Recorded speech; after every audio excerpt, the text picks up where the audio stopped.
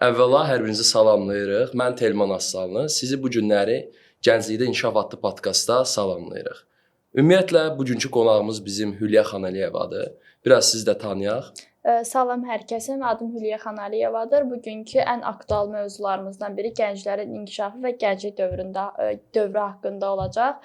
İnanıram ki, çox maraqlı müzakirələr aparacağıq.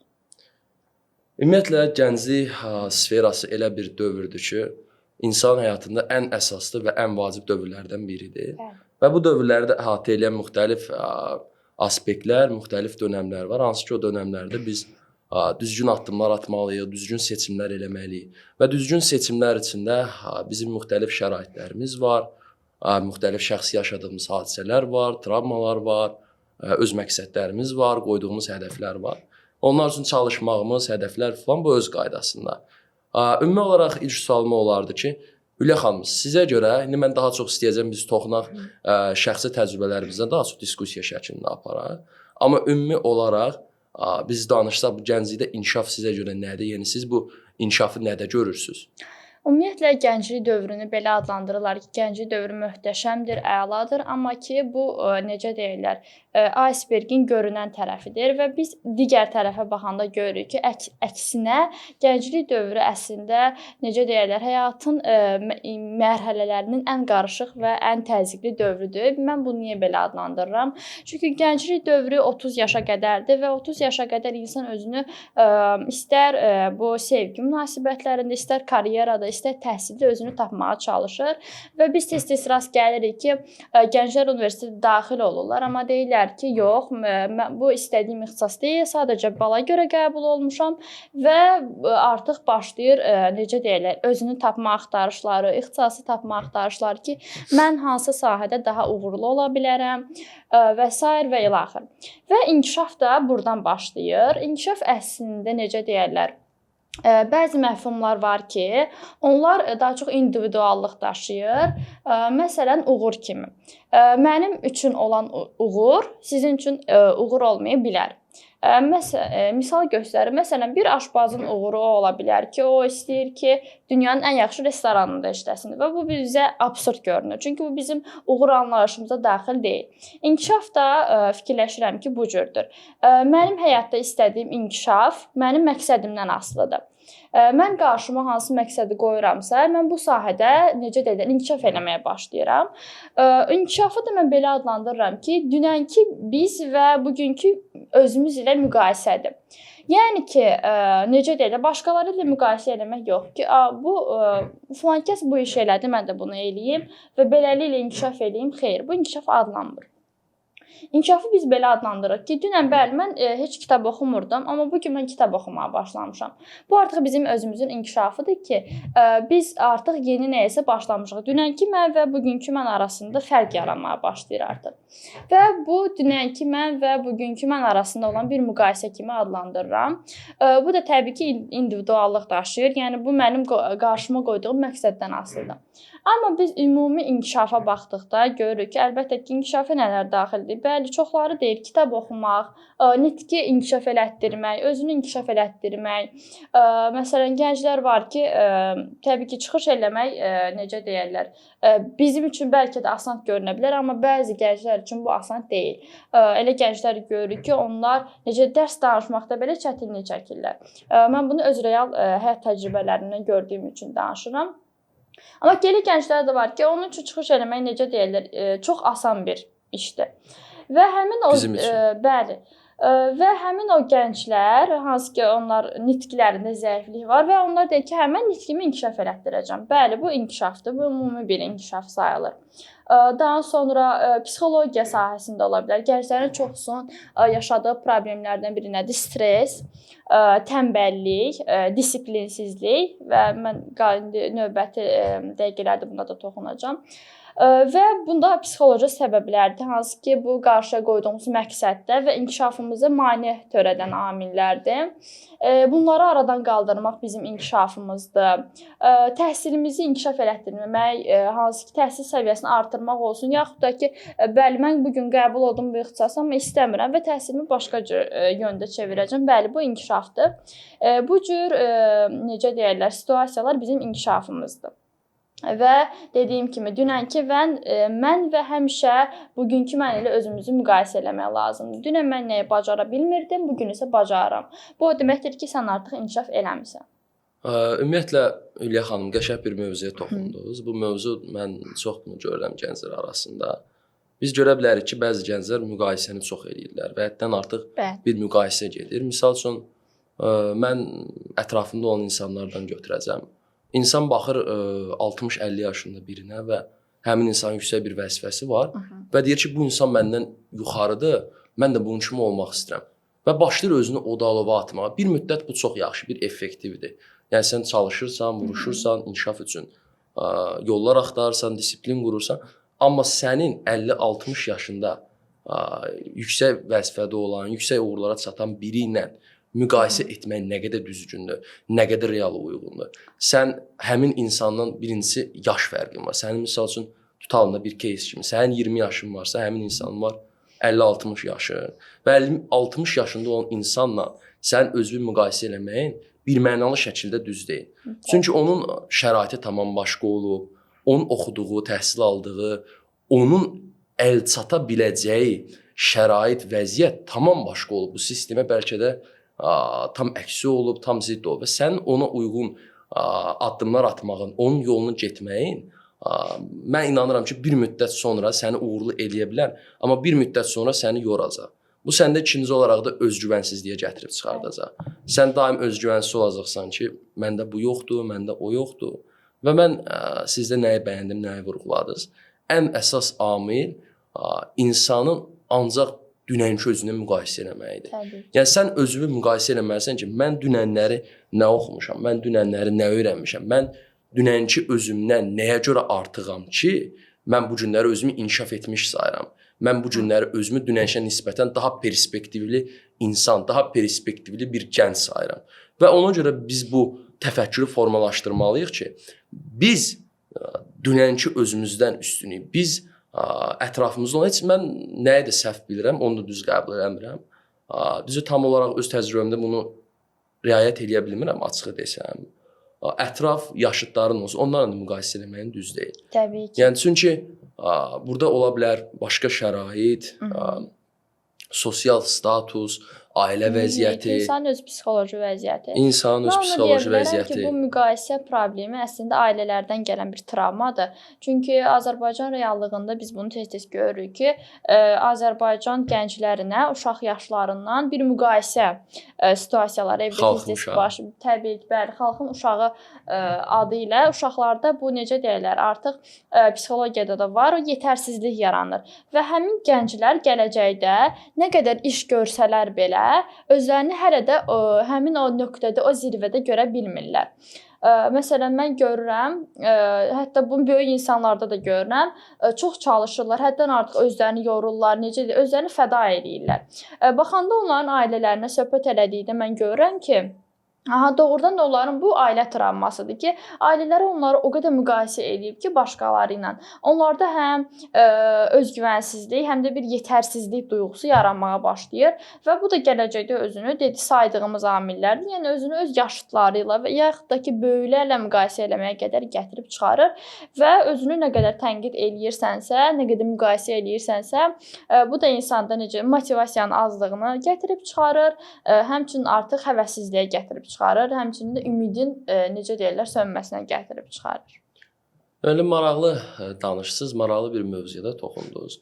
Özünü tənqid. Ümumiyyətlə mən düşünürəm ki, özünə tənqid inkişafın ən əsas amillərindən biridir. Təbii ki, bəli. Amma gözəl bir cümlə də var. Suyu da çox içsən sənə ziyan verəcək. Yəni biz normalda deyirik ki, sən su içsən sənə xeyirli olacaq, faydalı olacaq. Daha çox idmanla məşğul olanlar suyu çox istifadə eləməlidirlər. Amma suyu da sən çox istifadə eləsən, gündə neçə litr, o da sənin bədənində, orqanizmində ziyanlara gətirib çıxaracaq. Və eyni məqamda da bu özünə tənqid. Sən ola bilər ki, bizim günümüzün, cəmiyyətimizin problemlərindən də biri odur ki, çox insanda özünü tənqid yoxdur və sahib olmadığı biliklərə, sahib olmadığı bacarıqlara, belə deyək də, onlardan xəbəri yoxdur, amma özlərini daim önə qoyurlar. Mən bunu nəyə toxunub danışıram daha çox?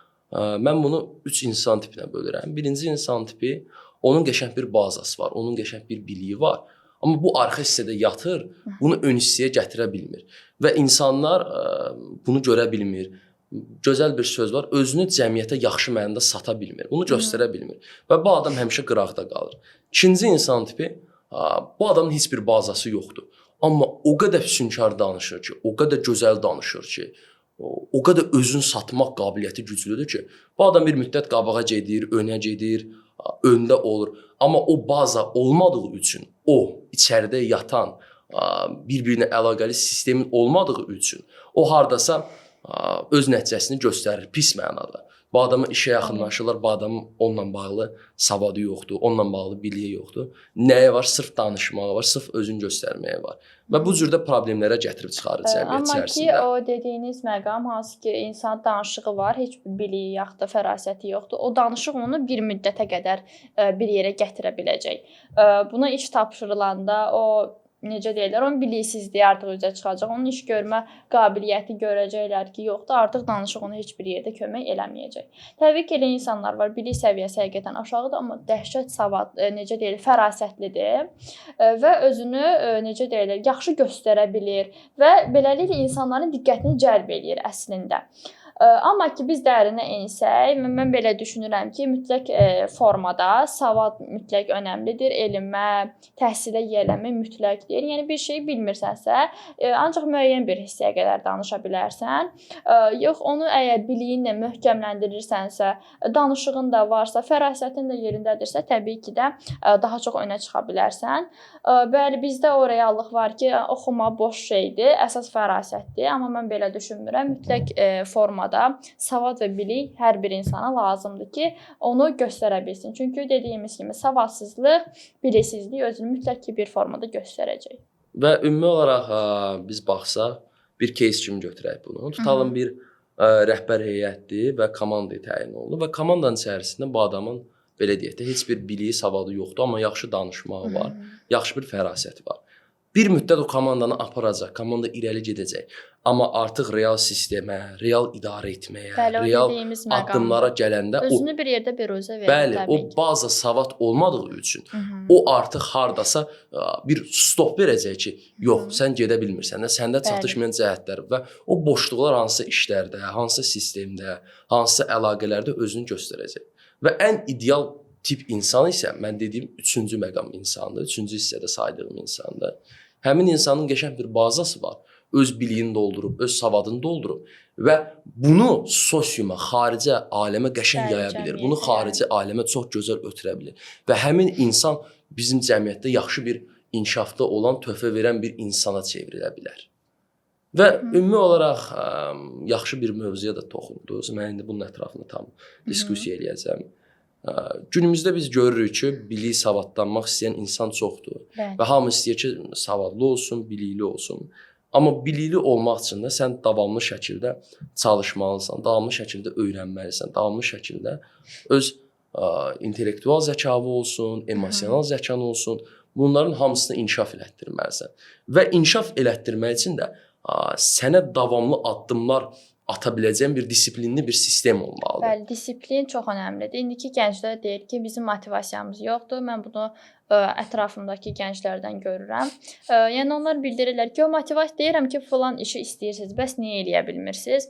Deyirlər ki, motivasiyamız yoxdur. Mən deyirəm ki, gəlin mən sizə istədiyiniz qədər motivasiya verim. O işi siz eləyə biləcəksinizmi? Yenə də yox. Çünki motivasiya psixologiyada belədir ki, motivasiya anlıq bir şeydir. Biz izləyirik o videoları. Yaxşı, uğurlu bir insanın videosunu izlədik. Orada deyir, hə mən səhər 7-də dururdum, axşama kimi işləyirdim və baxanda görürük ki, bu insan disiplinlidir də. Yaxşı, biz tutaq ki, motivasiya qazanmaq üçün bu insana baxdıq. Həmin uğurlu insan motivasiya videoları izləyərəkmi uğurlu olub? Təbii ki, xeyr. Baxırıq ki, o insan bəli disiplini olub, bir sistemi olub, məqsədi olub ki, həmin o uğura gəlib çatıb. Biz oturaq bütün günü motivasiya videoları izləyək, oturaq mentorlarla bütün gün işləyək və bizə otursunlar bütün gün motivasiya versinlər. Bu heç vaxt özünü biruzə verməyəcək. Məsələn, belə bir necə deyirlər, hadisə eşitdim ki, ingilis dili kursu barədə söhbətlər gedirdi. Orada dedilər ki, bəs bir dostumdan eşitdim, deyir ki, kursa getmək boş şeydir. Onsuz da öyrənə bilmirsən kursa gedəndə. Mən ətrafda görmüşəm bəzi tanışlardan. Onlar neçə ildir gedirlər, amma heç nə öyrənmirlər. Səbəb də budur ki, istəyirsiniz ən bahalı kursa gedin.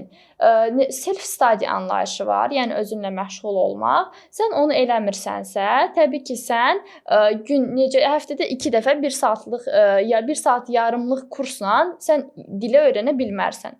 Burada da hansı səbəblər ortaya çıxır? Dediyimiz kimi sistemsizlik, disiplinin olmamağı və plansızlıq. Bunların üçü bir araya gələndə motivasiya tək başına heç bir rolu oynamır. Motivasiyanı qazandın və sən artıq onu disiplinlə bir yerdə işləməlisən. İkisini bir anda işlədikdə daha çox nəticəyə gəlib çıxırsan. Dediyimiz kimi motivasiyan olmasa da, disiplinin varsa daha çox qabağa gedirsən. Nəinki boş bir motivasiya. O dediyimiz kimi biz motivasiya videoları izləməklə heç vaxt uğura can ata bilmərik və motivasiyanın gəlməyini də gözləməyək. Belə bir təlimçidən söz eşitmişdim ki, yəni ilham adlandırırdı onu. Deyir ki, yəni ilhamın qapıva gəlməyini gözləmə. Get özün ol qapını döy. Deməli, mən öz təcrübəmə toxunacağam, maraqlı bir məqama gələcəm. Mən əvvəl disiplindən çalışırdım, çox istifadə edeyim. Misal üçün, mən özümə baxırdım başqa bir blogerlərə, başqa bir insanlara, uğurlu bir insanlara və görürdüm ki, onlar çox çalışırlar, dəhşət dərəcədə işləyirlər, vuruşurlar. Və mən deyirdim ki, mən də belə çalışa bilərəm. Və özümə hədəf qoymuşdum. 50-60 səhifə günə bir kitab oxuyurdum. Hər gün idmana gedirdim, hər gün qaçışa gedirdim. Və artıq bu disiplin idi. Mən bunu davam elətdirirdim. Bu mənim disiplinim idi. Mən bunu hər gün davamlı şəkildə eləyirdim. Amma bir müddətdən sonra burn out deyilən bir effekt var. Səndə artıq yanma baş verir. Təbii. Və sən görürsən ki, bu disiplində bir problem var. Və bu disiplinin problemi bilirsən nədir Hülya xanım? Disiplinin problemi odur ki, sən ağıllı disiplin qurmamısan. Bəli. 2 disiplin növü var. Disiplin və ağıllı Bu disiplin. əslində bayaq dediyimiz, necə deyək, biz həmin insanları necə işkolik adlandırırıq. Artıq formada işgüzarlıqla məşğul olmaq, bu da təbii ki də o dediyimiz travmalardan, psixoloji səbəblərdən gəlib çıxır ki, müqayisə nəticəsində, özünü xeyli tənqid nəticəsində gəlir o da necə deyək, işkolik insanların artıq vəziyyətinə düşür. Amma ki, bunu da dediyimiz kimi bir səviyyədə saxlamaq mütləqdir. Yəni biz özümüzü bütün gün səhərdən axşama qədər öldürərək də bir nəticə onsuz da qazana bilmərik. Hər şey ağılla və necə deyərlər, zəka ilə üst-üstə düşməlidir. Yəni biz diqqətlə və ağılla disiplin planları yaratmalıyıq ki, biz axırda istədiyimiz nəticəyə çata bilək. Bizim 24 saatın, 15-16 saatın işləmək bizə effekt verməyəcək. Əsas keyfiyyət deyil, kəmiyyət deyil, keyfiyyətdir əslində burada. Düz vurğulayırsınız, sizin sözünüzdə həqiqət var. Mən tanınmış bir milyarder var, Elon Musk. O misal üçün günün 14-15 saatında çalışır. O deyir ki, mən günümün çox hissəsini çalışıram, işləyirəm. Amma onun mən müsahibələrinə tez-tez baxıram. Adamın milyardları var. Adamın 3 dənə şirkəti var. Amma adam deyir ki, mən xoşbəxt deyiləm. Mən özümü xoşbəxt hiss eləmirəm. Nəyə görə? Çünki artıq o disiplin, o iş sistemi səndə burn-off effektini yaradır və nəticəsini səndə pis mənada göstərir. O maddiyyat hissəni doldurur və artıq mənəviyyat, necə deyirlər, özünə ayıracağı vaxt, ailəsinə ayıracağı vaxt qalmır. Və bütün həyatını işinə ayırdığı üçün o xoşbəxt ola bilmir. Çünki insan mənəvi və maddi olaraq 2 hissəyə bölünür və ruhumuz da mənəvi hissədir. Biz özümüzü, bədənimizi doyura bilərik. İşlə, pulla, qida ilə və s. Amma biz o ruhu qidalandıra bilmiriksə, təbii ki, biz heç vaxt xoşbəxt ola bilmərik. İnsan əslində çox gözəl dediniz, mənəvi hissə və maddi hissə. Biz son zamanlar çalışırıq maddi hissəmizi dolduraq, mənəvi hissəmizi unuduruq. Kənarda qalır. Və biz o mənəvi hissəmizi də mənim daha öncə vurğuladığım ağıllı disiplinlə balanslı şəkildə aparmağı bacarmalıyıq, bunu öyrənməliyik. Ağıllı disiplin deyəndə mən nəyi nəzərdə tutmaq istəyirəm?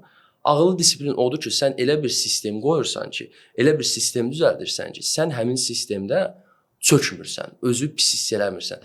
İnkişaf da eləyirsən, sənin maddi qidanda, mənəvi qidanda ikisi də balanslı şəkildə dolur. Misal üçün, sən disiplinlə birlikdə hədəf qoymusan ki, mən çox çalışmalıyam, 50 kitab oxumalıyam günlük. Amma sən 50 kitab oxumağın artıq 10 neçənci gündə öz pis nəticəsini, effektini göstərəcək. Dediyimiz kimi 50 ağılla səhifə idarə oxuma, etmək lazım. 20 səhifə oxu, 15 səhifə oxu. Sən günlük 15-20 səhifə oxumağın sənin davamlı 1 il, 2 il, 3 il davamlı oxumağa gətirib çıxaracaq. Uğurlu insanları mən çox araşdırıram, çox təhlil edirəm. Uğurlu insanların uğurlu olmasının birinci səbəbi var və ən bir nömrəli səbəb nə olmasına baxmayaraq hər gün o işi davam etməsidir. Kitab oxumaq ola bilər, idman sferası ola bilər. Bəli, ağıllı disiplin şəklində onu davam etdirilməsidir. Bəli. Və bu davamlı şəkildə aparılsa, davamlı şəkildə getsə, bu ağıllı disiplin, sən istədiklərin idman həftədə 2 dəfə, 3 dəfə salınsa, 5 dəfə yox. Kitab oxumaq hər gün 15 səhifə olsa, 50 səhifə yox. Düzgün qidalanman hər gün sənin tam belə deyək də 100% təbii qidalanma yox, 70-in 30-u qidalanman olsa, sən bunu davamlı şəkildə apara biləcəksən deyə bu səndə uzun bir illərdən sonra da effekt verəcək, nəticə verəcək və sən istədiyi və gözəl şəkildə çata biləcəksən. Və ümumi olaraq disiplin mövzusunda danışdıq, burnout effektindən danışdıq. Mən digər toxunmaq istədiyim məsələ isə gənclərin marağının az olmasıdır. Yəni, misal üçün, mən ətrafıma çox baxıram, mənə çox deyirlər ki, sən niyə bu qədər çalışırsan, sən niyə bu qədər işləyirsən, yəni, bunun nə mənası var, niyə çox özünə dincəlmirsən, çox istirahət eləmirsən. Və mən belə insanlarla kommunikasiyada tez-tez oluram. Düzü, mən heç vaxt həyatım boyu yuxarıdan aşağı heç kimə baxmıram. Gördüyüm işlərdən dolayı olsun, bacarığımdan olsun, biliyimdən olsun, insanlara normal gözlə baxmaq lazımdır. Amma həmişə o şeylə rastlaşıram ki, o кейslə rastlaşıram ki, yəni bu qədər çalışmağın mənası nədir? Bu qədər töhfə verməyin mənası nədir? Bizim belə şeyə marağımız yoxdur, həvəsimiz yoxdur, motivasiyamız, bizi buna yaradacaq bir stimulumuz yoxdur. Bəli. Bunu necə biz gənclərə aşılaya bilərik? Bunu necə ətrafımızda olan insanlarda loru dillə desək, o odalavı yandıra bilərik? Ümumiyyətlə o gənclərdə maraqsızlıq həqiqətən necə deyirlər, artıq çox aktual bir mövzudur. Çünki hansı gənci necə deyirlər, danışdırsan deyir ki, yox heç nəyə marağım yoxdur. Mənim üçün ümumiyyətlə tədbirə getmək, təlimə getmək maraqsızdır.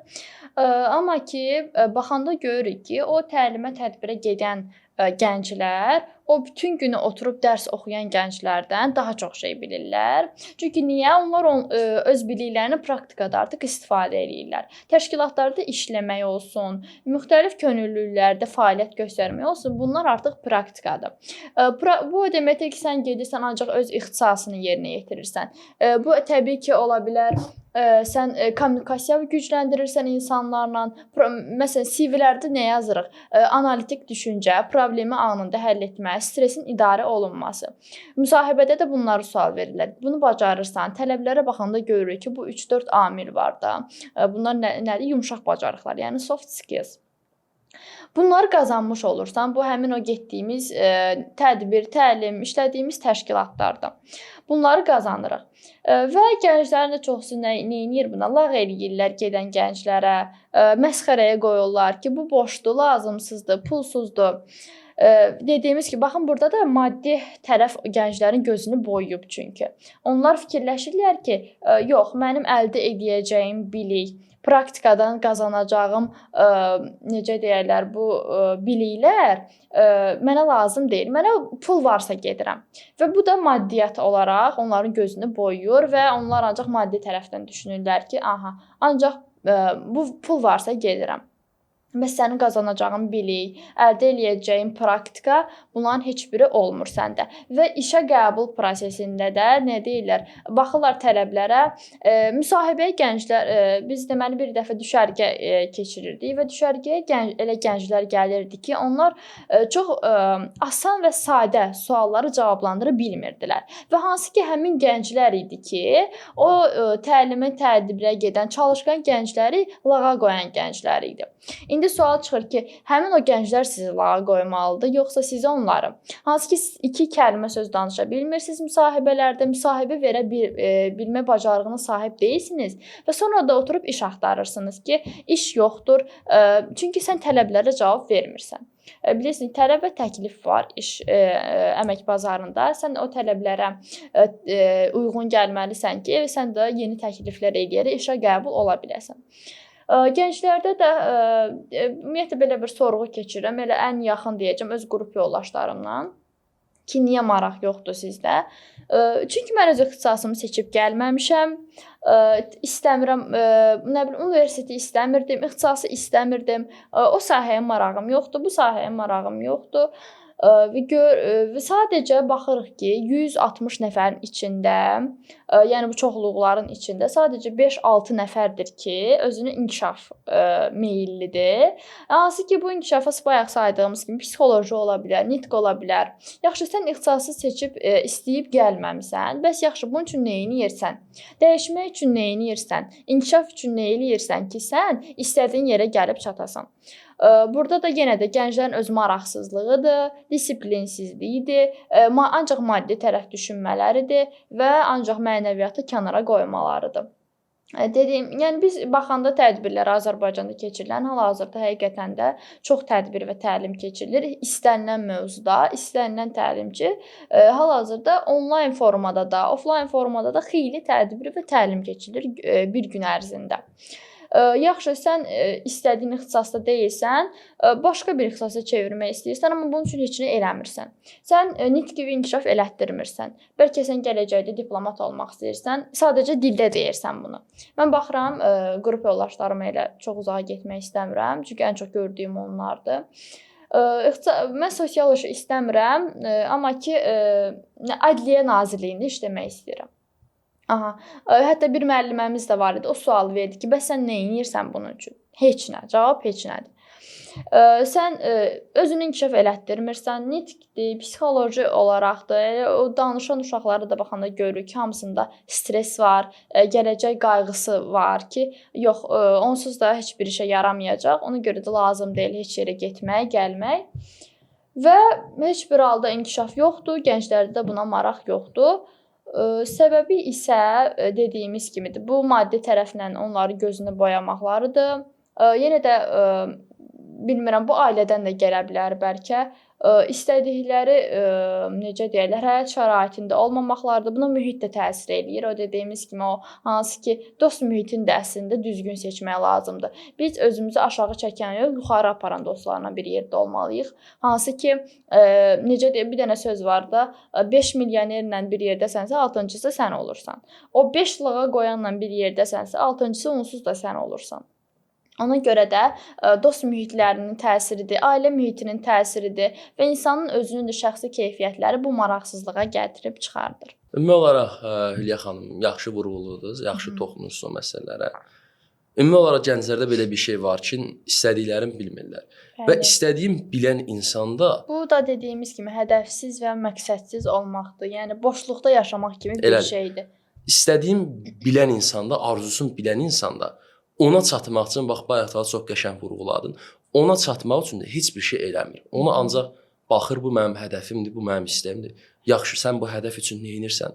Sən bu hədəf üçün nəyə görə çalışırsan? Sən bu hədəfə uyğun sənin bir plan sistemin olmalıdır ki, misal üçün də deyirəm, mən diplomat olmaq istəyirəm. Sən oturduğun yerdə diplomat ola bilmərsən. Bəli. Sən diplomat olmaq üçün müxtəlif, mən tam adları çəkmək istəmirəm, müxtəlif dilləri öyrənmək üçün kurslar var. Birinci, sənin dil biliyin olmalıdır. İkinci olaraq simulyasiyalar var. Nə qədər təşkilat var ki, beynəlxalq şəkildə simulyasiyalar təşkil edirlər. Şərait çoxdur. Çünki necə deyirlər, əvvəlki vəzifə tutmuş insanlara biz baxanda, hansı ki artıq neçə yaşlarındadır. Onlar deyir ki, yox, əvvəl yəni belə bir şeylər yox idi. Amma indi baxanda görürük ki, yəni inkişaf üçün saysız hesabsız hər bir şərait var. Yəni soruşanda bəhanələr olur ki, yox, necə deyir, onlara təlimə getməyə pul lazımdır. Mən hələ bu vaxta kimi pullu bir təlimdə iştirak eləməmişəm. necə deyirlər, bayaq vurğuladığım kimi kursa güya ki, həftədə 2 dəfə 1 saat yarımlıq kursla bütöv bir dili öyrənmək qeyri-mümkün bir məsələdir. Yəni burada da yəni self study etmirsənsə, ya necə deyirlər, özünü inkişaf elətdirmirsənsə, əlbəttə ki, sən istədiyin məqama çata bilmərsən. Yəni ümumi olaraq mən self study tərəfdarıyam, nə mən də tərəfdarıyam. İki insan tipi var. Birinci insan tipi daha çox o self study də biraz insanın özündən asılıdır. Bəli, Elə insan var ki, insan var ki, ona mütləq ki, tələbkarlıq Elədir. olmalıdır. Yaxşı, dediyimiz kimi o kursa get, amma ki, onunla bərabər onu da apar ki, yəni nəticəyə gəlib çıxa biləsən. Yəni bu hətta bir tövsiyəm də bu olardı. Çünki çox eşidirəm ətrafdan ki, mən kursa gedirəm, bəs niyə heç nə öyrənə bilmirəm? Sən getməmiş bilirsən də. Deyirəm ki, yəni məşğul olmaq mütləqdir. Yəni evdə sən özündən məşğul olmalısan. Kitablar oxuyaraq, videolar izləyərək bir çox yollar var. Bunlarla məşğul olaraq sən daha çox inkişaf edə bilərsən. Nəinki də kursa gedib gəlmək sənin vaxtını da aparır, maddi olaraq sənin pul olaraq da səni çətinlik yaradır, həm də yol olaraq da. Yəni ona ayırdığın vaxtda evdə daha çox məşğul ola bilərsən, amma qeyd etdiyim kimi insan özündən asılıdır. Bu insan mütləq ki bir tələbkarlıq olmalıdır ki, onu eləyə bilsin. Məncə bu hər bir insana aiddir. ümumi olaraq mən öz təcrübəmə toxunacağam. Mən ingilis dilini necə öyrənirdim? Mən 3 il, 2 il bundan qabaq ingilis dilini başladım öyrənməyə və kursa yazıldım. Və həftə 2 dəfə kursa gedirdim.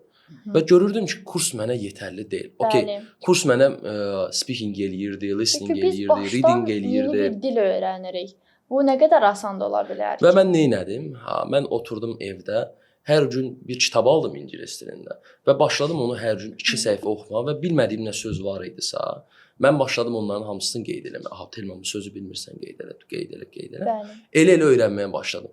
Və hər gün 1 saat, 2 saat bir filmlərə baxmağa başladım. Bəli, listeninglər, readinglər çox önəmlidir. Bəli. Söz bazanı genişləndirmək mütləqdir. Bir mənalı şəkildə. Daha sonra başladım evdə ailə üzvlərinə speaking eləməyə, conversation eləməyə, ingiliscə danışmağa, Bəli, öz içimdə tövsiyələr də ingiliscə bunlardır. danışmağa başladım və bunu hər gün davamlı eləyirdim. Və 3 ay, 4 aydan sonra mən gördüm ki, mən artıq ingilis dilində normal danışa bilirəm. Mən artıq yaxşı danışa bilirəm. Mən artıq daha yaxşı anlaya bilirəm. Və mən kursda olduğum səviyyənin yuxarı səviyyəsinə yox, ona 2 səviyyə yuxarıya qalxdım. Nəyə görə? Sırf özlərimdə işləməyimə görə, sırf özlərimdə davamlı şəkildə çalışmağıma görə. Sırf həmin o ağıllı disiplin var idi ha. Mən məsəl üçün baxdım ki, mən filmlər izləməyi çox sevirəm. Mənim çox geniş bir filmlər barədə geniş bir bazam var. Hollywoodun demək olar ki, 200-ə yaxın filminə baxmışam, izləmişəm, özü də ingiliscə çalışmışam. Və gördüm bu mənim həm maraq dairəmdir, həm o mənim dünya görüşümü artırır. Üçüncü də bu mənim ingilis dilimi artırır. Okay, mən üçünü də bir araya gətirdim və gördüm artıq 3 ayın, 4 ayın sonunda bu mənə həm dünya görüşü, həm dil baxımından nə qədər effekt verir. Mən nə qədər effektiv olmuşam bu sahə üzrə daha yaxşı olmuşam. Və bu kimi nüanslardan tutulsa, bu kimi maraq dairələrini çəkə bilsək gənclər özlərinə, onlar anlaya biləcəklər ki, doğrudan da inkişaf eləmək lazımdır. Və bir gözəl bir mövzuya da toxundu Süleyyə xanım. O mövzu nədir? Lağa qoyanlar və çalışan insanlar. Bir insan çox çalışırsa, kimisə lağa qoymaq daha asan bir məsələdir. Nəinki onu tərif eləmək. Təkcə tərif eləmək yox, o insanla birlikdə olub çalışmaq, Bəli. sən özün də hərəkət eləməyin daha çətindir. Birini pisləməyə nə var ki? Və bir alim var idi, Erik Fromm olmalıdır, mən səhv eləmirəmsə, onun nəzəriyyəsi idi. O deyir ki, bir insan nəyi pisləyirsə, əslində onu özü eləmək istəyir, sadəcə eləməyə gücü çatmır. Özü onu eləyə bilmir deyə başqası eləyəndə, o deyir ki, yox bu pisdir, bu yaxşı deyil, mən bunu lağa qoyum. Bu insan düz eləmir, düz addımlar atmır. Və bu kimi situasiyalarla rastlaşırıq. Bəli, bu artıq böyük bir problemdir Azərbaycanda. Yəni bu nəinki gənclərə, bir çox insanlara aiddir. Lağa qoymaq, kimsə pisləmək, kiməsə gülünc şərait yaratmaq çox asan bir prosesdir. Nəinki həmin insan elədiyi işlərin 1%-ni belə görmək. Düzdür. Ümumi olaraq bir gənc olaraq gənclərə nə kimi tövsiyə verə bilərsiniz öz təcrübənizdən? Gənclərə bu kimi tövsiyələr verərdim ki, mütləq öz üzərində çalışmaq lazımdır. O bayaq vurğuladığım məqamlarda olduğu kimi, yəni istədiyin yerdə deyilsənsə, çalış o istədiyin yerə çat və bunun üçün özə mütləq bir məqsəd qoy. Məqsədsiz və hədəfsiz insan heç bir şey əldə edə bilməz. Çünki hər bir insan, mən belə fikirləşirəm ki, bir missiyanı yerinə yetirməyə dünyaya gəlir və onu mütləq eləməlidir. Özünü bu gənclik elə bir ilk cümləmdə dediyim kimi, gənclik elə bir dövrdür ki, burada insan özünü tapmağa çalışır. Bir müddət hələ ki, necə stresslə yaşaya bilərsən, depressiyaya da düşə bilərsən, ola bilər. Bunlar yəni çox normal bir haldır. Yəni özüm də keçmişəm bu vəziyyətlərdən. Amma ki, əsas odur ki, orada özünü tapasan, biləsən ki, sən nə etməlisən. Və mən gənclərə tövsiyəm odur ki, onlar baxsınlar ki, onlar birincisi nə olmaq istəyirlər.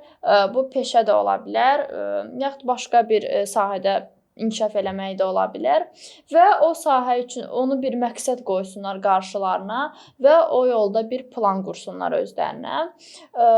İxtisası dəyişmək üçünsə təhsilini dəyişsinlər. Yəni bunun üçün də amma təbii ki, çalışsınlar.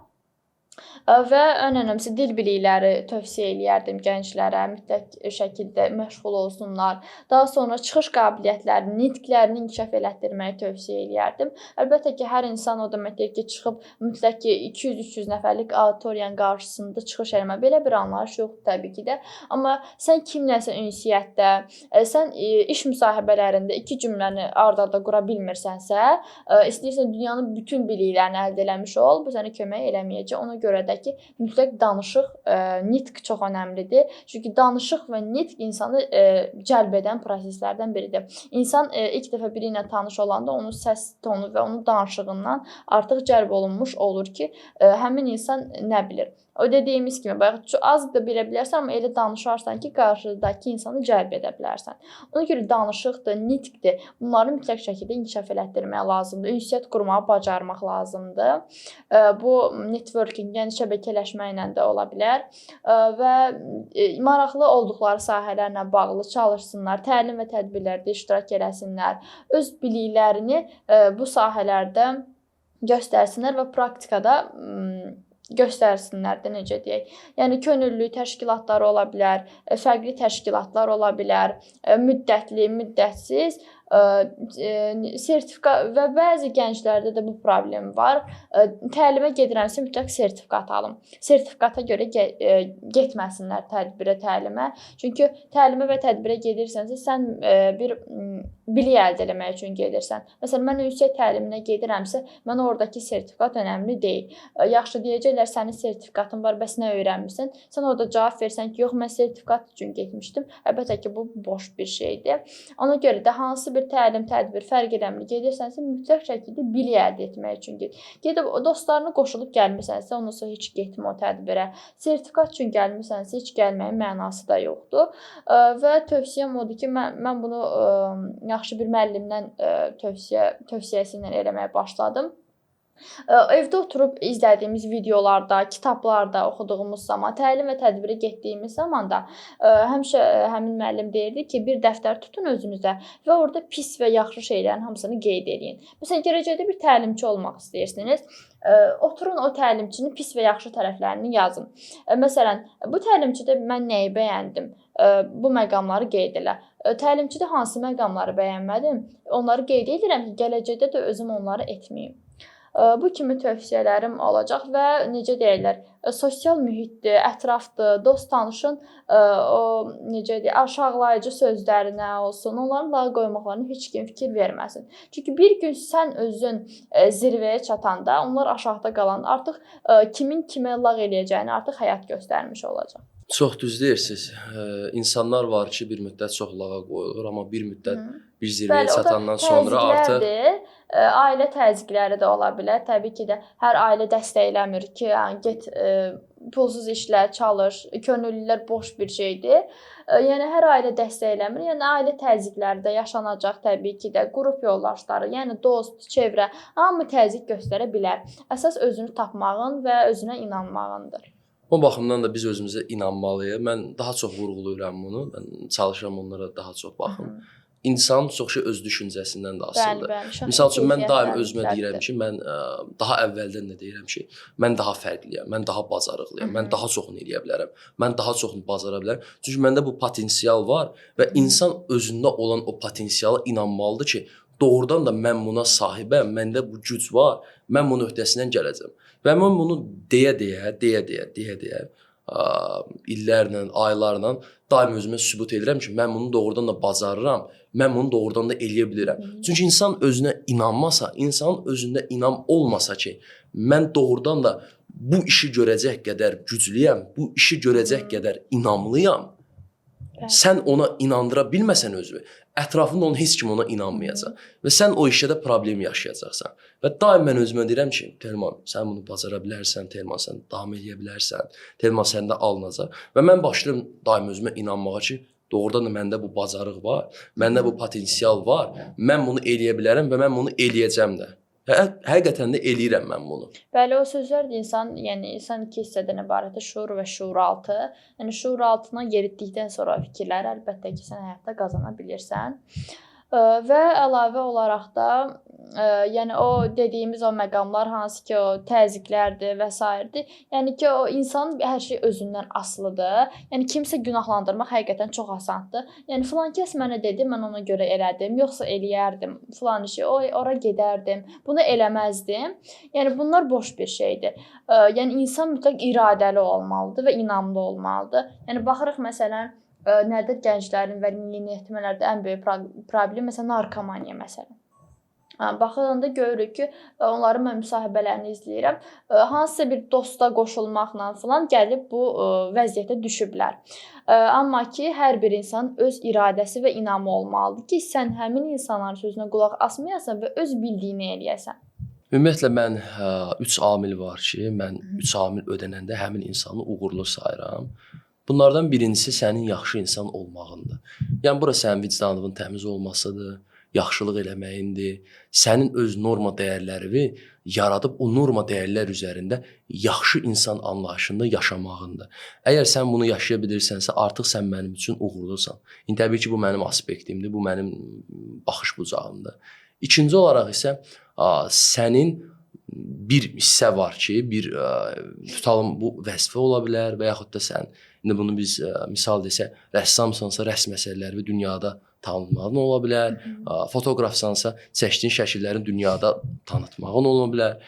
İş karyera yönümdə sənin uğurlu olmağındır ki, mən onu deyə bilərəm ki, bu insan bir amillərdən birin uğurlu şəkildə başa vurub ödəyə bilib. Üçüncü hissə isə sənin normal ailə sisteminə, ailə dəyərlərinə sahib olmalıdır. Bu sənin valideynlərlə olan bağın ola bilər, onlarla normal sistemin olmasıdır. Bu sənin həyat yoldaşın ola bilər, bu sənin övladların ola bilər, bu sənin uşaqların ola bilər. Və sən onlarla normal bir bağ sistemin olmalıdır, güclü bir bağ sistemin olmalıdır ki, sən uğurlu insan olasan. Təbii ki, bu mənim bir paradigmamdır. Bu insandan insana, sizə görə dəyişə bilər.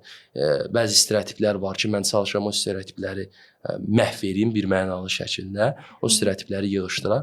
Və sən bu 3 amili ödəyirsənsə, mənim baxış bucağımda, mən sənə deyəcəm ki, sən uğurlusan. Düzü, mən özümə çox baxıram, özümü çox təhlil edirəm. Mən çox vaxt özümə deyirəm ki, Telman, sən daha çox nə edə bilərsən, səndə elə daha çox alınacaq.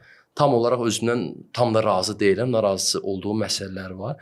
Amma bu 3 istiqamətdə öz inkişafımı davamlı şəkildə hər gün eləyirəm ki, mən o istədiyim 3 amili öz paradigmama uyğun uğuru əldə edə bilim. Yəni o qeyd etdiyimiz kimi uğur hər insan üçün dediyimiz kimi fərqlidir. Yəni ki, uğur sizin üçün, yəni siz sadəcə işdir, karyeradır, həmçinin ailədir. Amma ki, elə insan üçün isə sadəcə ailə, yaxşı bir ailəsinin olmağıdır uğurlu olmaq.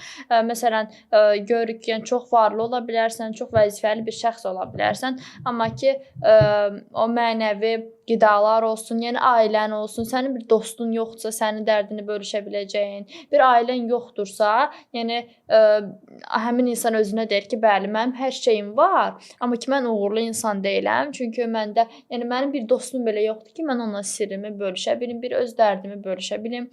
Yəni ailəmlə oturub söhbət eləyə bilim. Yəni ki, bu da ona görə də uğur hər insandan insana dəyişən individual bir məfhumdur. Və yəni uğurlu olmaq üçün də dediyimiz kimi, yəni bu qarşınıza qoyduğunuz məqsəddir sizin uğurunuz ki, yəni mən harda olmaq istəyirəm, mən nə eləsəm artıq mən özümü uğurlu bir insan hesab edəcəm.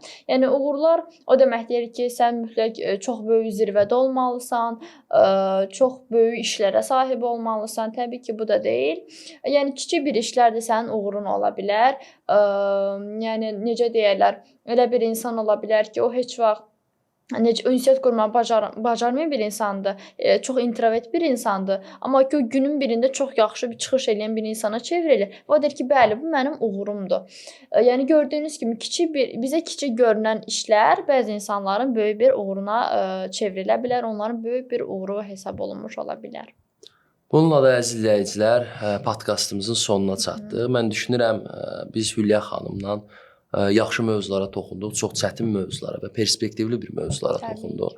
Bu gün sizlə mən Telman Aslanlı və Hülya Xanəliyeva öz təcrübələrimizi əsasən, gördüklərimizi əsasən gənclərdə inkişafı necə yaratmaq adlı bir podkastda diskussiya şəklində apardıq. Düşünürəm sizlərə faydalı olacaq, sizlərə töhfə verici olacaq. Təşəkkür eləyirəm, hər birinizə uğurlar arzu edirəm. Bizləri sosial mediadan izləməyi unutmayın.